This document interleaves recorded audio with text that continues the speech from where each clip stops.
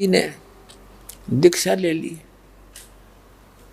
अब आप हमारे बच्चे हो गए, वचन के बच्चे, वचन के पुत्र पुत्री, और जो माता पिता से उत्पन्न है वो नाद के पुत्र हैं उनके।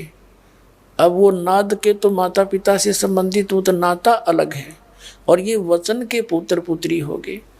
तो अब आपकी चिंता उस जिसके हम पुत्र पुत्री हो गए उसने चिंता है। अब जैसे आज जिसने नाम लिया है तो आज उसका जन्म है, आज से वो उसकी उत्पत्ति है, असली मनुष्य जीवन उसका आज प्रारंभ हुआ है। तो आप जी कोई 2 महीने का, कोई 6 महीने का बच्चा है, कोई 1 वर्ष का, कोई 2 वर्ष का, कोई 4 वर्ष का। तो अब बच्चों की चिंता अपनी माता पिता को ही होती है। अब माता पिता जैसे बिल्ली बच्चे उत्पन्न करती है किसी घर में, कुछ दिन के बाद वो देखती है कि यहाँ मेरे बच्चे सुरक्षित नहीं रहेंगे, उनको वहां से उठाती है मुख में पकड़ के, और पहने दांत उसके, उन दांतों से वो दांत कष्ट भी करते हैं उस बच्चे को, और ऐसा लंबा लंबा हो जाता है दर्द में, लेकिन वो म्याऊं म्याऊं नहीं करता, वो ऑब्जेक्शन नहीं करता। उसको मालूम है मेरी माँ उठा रही है तो मेरे हित में ही ले जा रही है, पीड़ा मेरे हित में है। तो उसको ले जा करके बेचारी कहीं ना कहीं उछल कूद करके दूसरे घर में सुरक्षित छोड़ के आओगी, फिर दूसरे को, फिर तीसरे को, ऐसे ले जाएगी। तो उन बच्चों को भी ये ज्ञान होता है कि मैं अपनी माँ के मुख में हूँ, और ये पीड़ा भी है तो मेरे लिए हानि नहीं हो सकती, ये मुझे दर्द नहीं करना चाहती, ना कर सकती, ये थोड़ा बहुत पीड़ा है, ये अच्छी है, तो वो भी ऑब्जेक्शन नहीं करता।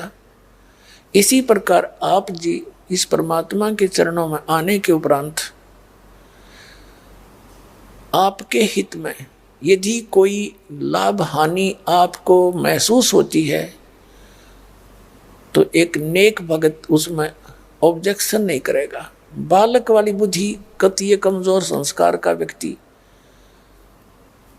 जो ऑब्जेक्शन करता रहता है, मैंने ये कर दिया मुझे, तो वो बालक बुद्धि या जिसने ज्ञान नहीं समझा, भगवान के विधान से परिचित नहीं, उसके मन में ये खुरापात एक आधी बार पैदा हो ही जाते हैं। मैंने इतना दान कर लिया, इतने दिन नाम लेते न लिए, मुझे फिर भी थोड़ा बहुत कष्ट है।